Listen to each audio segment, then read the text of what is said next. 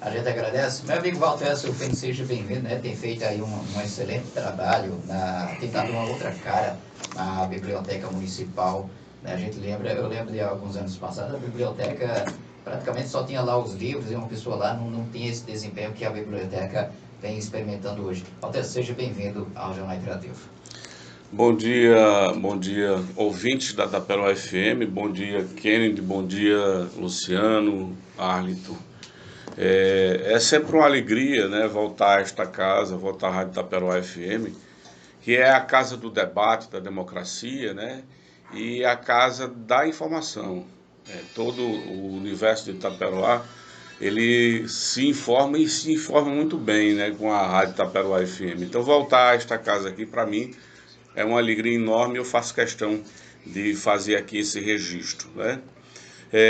Hoje a gente vai apresentar, vai falar um pouco aqui dessa trajetória, tanto a trajetória, um pouco da trajetória histórica da Biblioteca Pública de Itaperoá, como desse período que eu acabei indo para lá para contribuir. Eu vou explicar, né, eu vou explicar o contexto e a maneira por que eu fui para lá, né? A gente começou eu sou do tempo da biblioteca que a gente não, eu nunca tive dinheiro para comprar livro, nunca.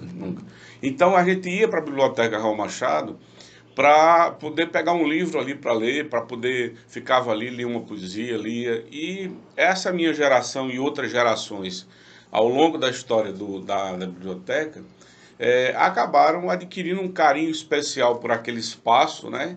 Então toda vez que a gente vê aquele espaço sendo maltratado, a gente chora junto com aquele espaço, né? A gente sente aquele sucateamento, aquela biblioteca que está passando por aquela dificuldade. Então, quando George assumiu e o vira e mexe ia lá na secretaria, né, e eu dizia, Jane, a gente precisa fazer alguma coisa pela biblioteca, George, vamos fazer alguma coisa pela biblioteca. Mas eu também entendia que começo de governo, Alito, é difícil, querido, é difícil, Luciano, começo de governo. Então eu entendia que tinha outras prioridades, que tinha outras coisas. Mas ele sempre me dizia, George sempre me dizia, não, nós vamos cuidar da cultura, nós vamos cuidar da educação, nós vamos cuidar. E até que chegou o momento conversando com Laura Jane, e por conta da pandemia, né? Por conta da pandemia, Jane, rapaz, eu acho que é uma boa ideia a gente pegar a biblioteca e integrar a biblioteca para auxiliar no desenvolvimento do ensino, das aulas, dos professores, das escolas, né? E aí eu disse, eu poderia contribuir lá, eu poderia ir para lá para a gente poder fazer esse trabalho lá, né? Recebendo as escolas, montando palestras, que eu vou mostrar aqui como a gente fez algumas coisas dessa, né? E fui para lá. E no primeiro momento, quando a gente chegou, Luciano, sempre que eu ia na biblioteca, eu visitava a sala, o hall de entrada, que é onde ficavam os livros ali. Eu nunca tinha entrado, Arlington, na parte de cima, quer dizer, tinha entrado no outro tempo, né? Mas recentemente não. E quando a gente eu comecei a andar por ali e a gente começou a ver, o prefeito autorizou a fazer ali uns reparos, eu fiquei pasmado com a quantidade de danificações, de rachaduras no prédio. Rachaduras, inclusive, graves. Tinha rachadura de 30 centímetros, para você ter ideia. A parede estava rachando. Isso é uma parede da largura que é um prédio daquele do século XIX. E aí os pedreiros começaram a reforma e eu conversei com o engenheiro, conversei com o arquiteto. O engenheiro foi lá e disse, não, vai ter que tirar o reboco aqui, vai ter que fazer um reforço estrutural aqui, ali. O piso de cima de madeira, uma parte estava totalmente sem condição de uso, inclusive oferecendo risco, né? E aí o prefeito foi, à medida que as dificuldades eram apresentadas, o prefeito foi autorizando os reparos e hoje o prédio já está praticamente mais de 80% dos reparos prontos, né? Portas foram trocadas, o piso foi trocado, a pintura nova, os banheiros foram reparados. Ou seja, os reparos necessários para o bom funcionamento do prédio, até o presente momento, já está praticamente concluído, né? E sem esses reparos, esse prédio, inclusive, corria o risco de sofrer um dano maior. Estou lhe dizendo, eu não sou engenheiro, mas pela avaliação que eu vi que o engenheiro fez ali, era uma situação grave, né? E essa situação, Luciano, ela não é uma situação de curto prazo, é uma situação de longo prazo. Eu trouxe um relatório aqui que foi feito por uma pesquisadora em 2011. Em 2011, ela já detectava estrutura inadequada da biblioteca, né? A estrutura era... Para você ter uma ideia, a biblioteca estava instalada em 30 metros quadrados, que não é nada. Era um vão só, ou seja, não era atraente para você levar uma escola. Não tinha estrutura para você levar alunos, para você levar uma escola, receber um grupo de pessoas, né? Instalações eram inadequadas, treinamento de pessoal era inadequado, o acervo era inadequado, não havia acesso à internet, não havia computadores na biblioteca, né? Ou seja, não tinha absolutamente nada. Isso em 2011 já se detectava isso, né? E houve entrevista com os servidores que trabalhavam lá, 2 meninas, se eu não me engano, que trabalhavam lá. Então essa foi a realidade que nós pegamos, que nós encontramos a biblioteca quando chegamos lá há pouco mais de 3 meses atrás. E qual é a realidade hoje? Como é que está a realidade da biblioteca? A gente saiu, Alisson, Luciano, nós saímos de um único espaço de 30 metros quadrados, nós saímos agora para 136 metros quadrados de espaço. O prédio que vivia a maior parte do prédio era ocioso, nós pegamos, limpamos, houve a pintura desses espaços e nós demos função a esses espaços. No lugar do canto onde era a farmácia de Alfeu, hoje é um auditório, chamado Auditório Ariano Suassuna, com uma exposição lindíssima, permanente, com fotógrafos no nosso local, está lá para as pessoas visitarem, aberta, que foi outra coisa que a gente encontrou também, só funcionava algumas horas por dia a biblioteca, não funcionava, hoje a gente funciona de manhã e de tarde, né, de 8 da manhã a 11 e de 14 às 17 horas, tem 2 pessoas direto e às vezes eu estou lá quando eu não estou fazendo um trabalho fora, eu estou lá recebendo as pessoas ou montando o plano de aula. Quando eu não estou, às vezes eu fico em casa para montar um plano de aula. Eu tenho uma escola para receber, como agora recentemente, a gente, por ocasião do aniversário da cidade, nós fizemos todo um trabalho de pesquisa, de estudo, e montei uma aula para os alunos do Horácio Vilar sobre a história de Taperoá, né? Sobre a parte de fundação e tudo mais. Então, aí saímos de um espaço de 30 metros quadrados para 131 metros quadrados. Hoje nós temos uma sala de recepção, nós temos o auditório, temos a sala do acervo, criamos uma sala especial para pesquisador, para o usuário, uma sala que vai levar ar-condicionado, a gente já está terminando a parte de reforma da sala, o piso, que o menino está terminando de botar agora, e quando você quiser estudar, vai estudar para um concurso, como a sala é uma sala que vai caber 3 ou no máximo 4 pesquisadores, né? Então você vai fazer o seu agendamento, se você quiser passar o dia lá na sala, você vai lá fazer um agendamento e a sala vai ficar à sua disposição. Você vai poder estudar o dia inteiro lá hoje a gente tem cerca de 6 mil livros à sua disposição e você vai estudar para o seu concurso, para a sua prova, para o seu TCC, para o que for, você vai ter esse local, um ambiente vai ser climatizado, é isolado, ou seja, você vai ficar lá sem zoada, que às vezes na casa da gente a gente não tem esse espaço. Então essa é a realidade estrutural, né, da Biblioteca Pública de Itaperoá, que tem o nome ainda de Raul Machado. Eu lembro que há algum tempo ali o prédio da biblioteca chegou até a funcionar o telecentro também, né? Pois é, mas não, quando você veja, Lan House, você encontra Lan House hoje em dia mais? Não. Então não faz sentido. Os computadores, quando o telecentro foi criado, que era na Manuel Dantas Vilar, quando foi criado na gestão lá atrás, ele foi criado porque havia uma necessidade de ter computadores, né? Era uma época de uma enorme carência em relação a isso, e aí criou-se o telecentro.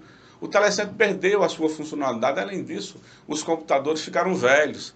Os computadores hoje não rodam nada, nem o Windows. Nem o Windows, né? Então os computadores teria que comprar novos computadores para ter um telecentro. Hoje o telecentro dos adolescentes é o celular. É o celular. Você pesquisa hoje, manda e-mail, manda arquivo, recebe arquivo, é o celular. Então não faz sentido, né? Não faz sentido. E pegamos o espaço do telecentro, fizemos um auditório. Você não tem noção de como a gente já utilizou, já houve, já virou sala de cinema. A gente recentemente, os alunos das escolas foram para lá para ver filmes educativos com projetos de professores.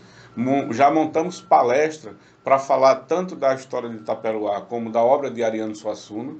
Hoje Itaperuá é muito procurado, é muito, não é pouco não. Vem gente, recentemente veio um grupo do Rio Grande do Norte, em Natal, uma escola que estava estudando a obra de Ariano Suassuna. E aí, em função disso, como eu sou professor, em função disso, eu montei também palestras sobre a vida e obra de Ariano Suassuna. E aí, quando os grupos chegam agendam comigo, e aí eu faço uma palestra sobre a vida e a obra de Ariano Suassuna. Né? Então veja como a gente deu uma nova roupagem, veja como a Biblioteca Raul Machado está com uma cara nova, tá diferenciada. Né? Ela não é só, porque a biblioteca não é só um lugar de livros velhos, como eu escutei recentemente. Né? Uma pessoa quando vira para mim e diz assim, só são livros velhos, e essa pessoa me desanima muito. Cá para nós. Eu acho que essa pessoa precisa reavaliar os seus conceitos, né? Porque o livro não é velho nunca. O livro, Arliton, né? Perdoe, é a única tecnologia que surgiu, e desde quando surgiu nunca mudou. Percebe? O livro é o mesmo desde sempre, desde que livro é livro, que é o mesmo. E não merece de ajuste, o livro é livro. O livro é livro. Seja o livro no papel, ou seja o digital. Livro é livro. Livro é livro. Então, você vai chamar o livro de papel de velho, ou um livro que foi escrito há 1000 anos atrás, que está no digital, vai chamar de velho? Isso é ignorância absoluta. Isso é verdade. Conhecimento é conhecimento, né? Conhecimento é conhecimento. Eles guardam conhecimento, né, Valdez? Os livros guardam conhecimento. Inclusive, falar de conhecimento, você está escrevendo, inclusive, até um roteiro, né? Você vai transformar em livro também essa história da biblioteca? Olha, eu vou encaminhar, essa é uma proposta em primeira mão, é um documento que vai ficar incorporado à vida da biblioteca. Né? Se vai virar um livreto ou qualquer coisa, aí isso vai depender, por exemplo, eu vou encaminhar à prefeitura, à secretária de Educação, a Aurejane, e vou discutir, vou apresentar e vou defender a necessidade da gente fazer um livreto, né? Se o material for bom, já apresentei aqui para vocês, e se o material for bom, que a gente transforme num livro para que as pessoas possam conhecer também a história e a trajetória da Biblioteca Raul Machado, né?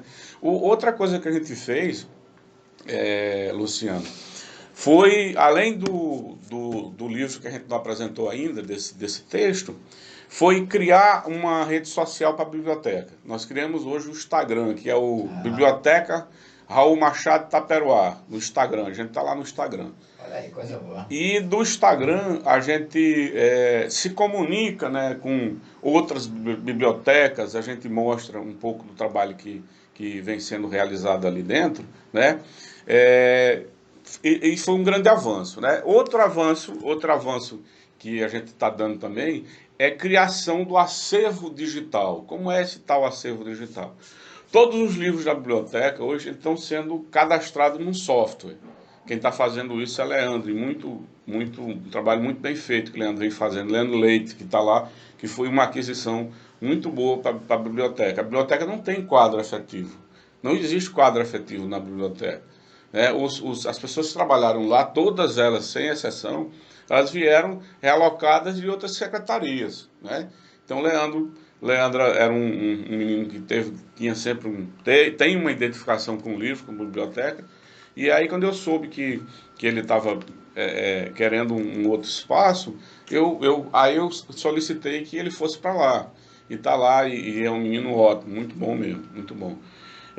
Então a gente está criando o acervo digital, e esse acervo digital ele vai para a internet, vai ficar na internet como se fosse um site. Você vai poder acessar o acervo digital lá e dentro do software você vai poder, por exemplo, fazer uma reserva de livro. Você olha lá o que tem, faz uma reserva de livro e depois passa na biblioteca para pegar, né? O nosso prazo hoje, eu li relatos lá que eles davam 2 dias para entregar o livro. A gente dá 15 dias hoje. Você tem 15 dias para entregar o livro. E com possibilidade de renovar. Você pode renovar por mais 15, né? E ficar Porque às vezes você está fazendo uma pesquisa, usando um material, e precisa disso. Então são inovações necessárias, né? Fora a estrutura que a biblioteca não tinha. Na biblioteca não tinha cadeiras adequadas, não tinha. Hoje a gente tem sofá na recepção, a gente tem uma mesa infantil com cadeirinhas, né? Nós temos computador novo que foi enviado para lá, nós temos aquele gelágua que foi mandado para lá. Então a gente criou-se uma estrutura mínima, certo? Ainda não é a ideal, a gente precisa inclusive de notebooks para poder fornecer ao usuário esse acesso. A gente tem internet hoje boa, né? E aí a gente precisaria de notebooks para disponibilizar para pesquisadores. Você vai lá para a sala para fazer um trabalho, nós vamos dar a você um computador, você vai ficar lá no... Esse espaço aqui é a exposição? A exposição permanente, exato. É a exposição permanente que está aí. Então, isso é só um pouco do que vem acontecendo lá na biblioteca, né? Então, toda essa movimentação, a criação do Facebook, a divulgação de vídeo na internet, vem chamando a atenção das pessoas. Nós recebemos carta, para você ter ideia, nós recebemos carta de outros estados, com livros, autores, olha que coisa linda, escrito à mão, está lá no arquivo da biblioteca. Cartas, as pessoas parabenizando pelo trabalho na biblioteca e mandando o livro dele, o livro. E isso é um carinho muito especial, é uma coisa muito especial. Recebemos visita de autores aqui do Rio Grande do Norte, escritores do Rio Grande do Norte, do nosso estado de Potiguar, e aí está lá os livros, a gente cria um espaço especial, montamos um espaço com esses títulos para que as pessoas possam conhecer. A gente apresenta, inclusive, quando chega. Quando a gente recebe um grupo de visitantes, a gente faz questão de divulgar os livros que chegaram, os livros novos. Falar, mostrar, sabe? Nós estamos fazendo um levantamento dos autores, de escritores de Itaperoá, para que a gente possa... além dos autores, nós estamos montando uma estante com os TCCs, com as monografias dos nossos taperoaenses, certo? Vai ficar lá. Então nós temos monografias belíssimas, nós temos monografias recentes, monografias, estudos bons que foram feitos há 10, a 15 anos atrás, que traz dados importantes sobre Taperoá. E aí você ia para a biblioteca, queria fazer uma pesquisa sobre Taperoá, não tinha absolutamente nada, né? Não tinha nada. Mas tinha tudo, está tudo aí na internet, está tudo aí. As monografias a gente está pedindo para os autores, né? Então, esse trabalho precisava ser feito. Essa sensibilização, para você ter uma ideia de como funcionou o trabalho, recentemente nos foi chegada uma história muito, muito emocionante, muito boa, que eu vou contar aqui. Em 1968, Taperoá teve uma cheia, pessoal mais velho aí que tá ouvindo a rádio Taperoá FM, vai lembrar, né? O cais ainda não existia, o açude não tinha sido construído, que só foi construído o açude Manuel Massumi em 86. E aí as ruas de Itaperoá, ali, principalmente perto da casa do nosso queridíssimo doutor Toninho, como a gente chamava, né? Por ali era água, tudo água ali. E a biblioteca Raul Machado ficava num cômodo embaixo do antigo prédio da prefeitura, virado para a banda de música. A água chegou ali. A água, o rio passava, né? Entrou, invadiu a biblioteca e levou um bocado de livro. Aí os livros boiando, e um garotinho de aproximadamente 10 anos de idade, quando viu aquela cena, aí não se conteve, agarrou o livro e naquele desespero levou para casa e limpou o livro, secou o livro todinho e botou o livro lá na estante, guardou o livro. E 54 anos depois, ele chegou para mim e me contou a história e disse: eu quero devolver para a biblioteca esse livro, que está comigo, que eu peguei e contou a história todinha, né? E ele vai trazer o livro para cá. Esse cidadão, ele só para vocês terem uma ideia, chama-se José Humberto Vilar da Silva. Ele é nada menos, nada mais do que professor da Universidade Federal da Paraíba. Ele é formado em zootecnia, ele é pós-doutor, né, e fez o pós-doutorado dele no exterior. Então veja que história bonita, veja quanta história tem essa biblioteca, né? E a gente está resgatando tudo isso, está nesse documento, inclusive, que a gente está apresentando agora, e todas essas histórias... Ele pegou aqui mesmo, no Taperoá, ou foi ao longo do rio? Não, aqui mesmo, ali perto ali perto da Praça das Mães, ali, que ali estava cheio d'água, e eles estavam, os meninos todos ali naquelas imediações, todo mundo olhando, sabe, quando o rio enche, né, todo mundo corre para ver o rio, né? Eu mesmo já fui ver o rio várias vezes ali. Então veja que história bonita, que história linda. A gente recebe pessoas contando na sua trajetória de vida o quanto aquela biblioteca foi importante, dizendo, olha, isso aqui me ajudou muito quando eu fui fazer o meu vestibular, eu estudei aqui e não sei o quê, obrigado por a gente ver que o espaço está bonito, está bom, né? Então é isso, essa é uma história, eu não sei se eu estou extrapolando no tempo, não sei quanto tempo ainda eu tenho, mas isso me... 2 minutos só. 2 minutos? Isso me empolga muito. Aí só para mencionar aqui os resultados mais atuais, né? Nós recebemos nesses pouco mais de 2 meses, Luciano, que a gente começou o trabalho lá, já recebemos perto de 400 pessoas, 400, 500 visitantes na biblioteca. Está registrado em livro, certo? Escolas, recebemos escolas de passagem, recebemos uma escola de passagem, recebemos escolas de Gurjão, Escola Integral do Gurjão, recebemos uma escola do Rio Grande do Norte, né? Recebemos um grupo de professores da rede municipal de João Pessoa que veio estudar a obra de Ariano Suassuna. E os professores ficaram muito impressionados, né? Que eu forneci dados, que eu fiz uma pesquisa, fiz entrevista inclusive com ex-alunos, com ex-colegas de Ariano Suassuna. Então a gente tem informação que os livros não têm. Porque Ariano viveu aqui em Itaperoá.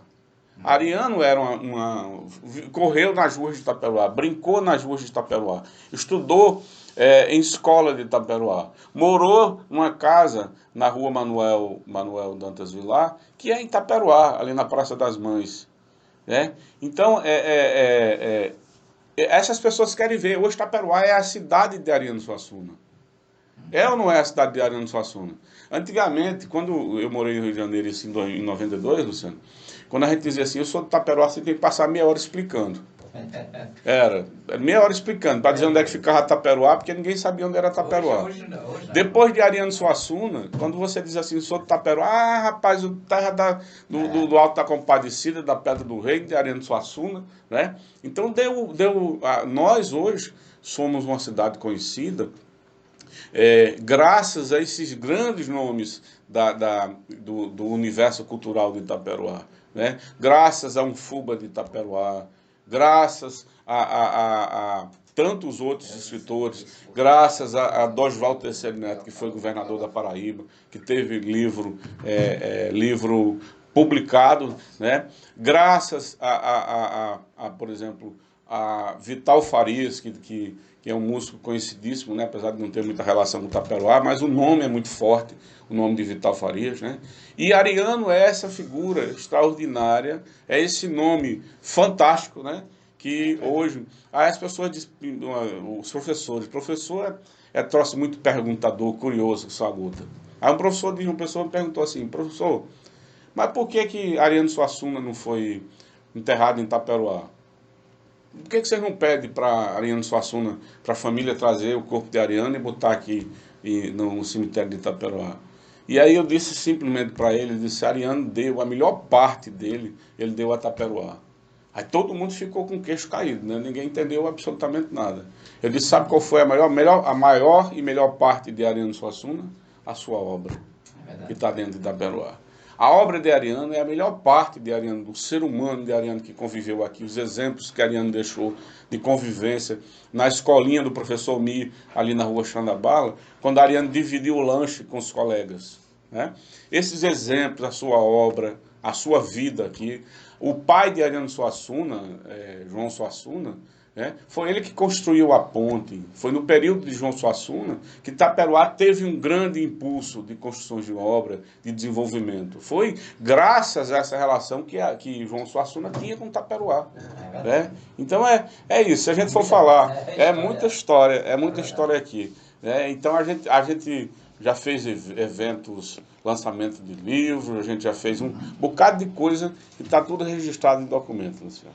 Pois é, muita coisa. Parabéns, Walter, pelo trabalho, né? A gente só tem a agradecer aqui a sua presença aqui com a gente, né? Trazer esse momento cultural, né? Um momento cultural também aqui dentro do Jornal Interativo, a gente trazer essas histórias, a gente fica assim muito gratificado. Parabéns pelo trabalho aí à frente da biblioteca.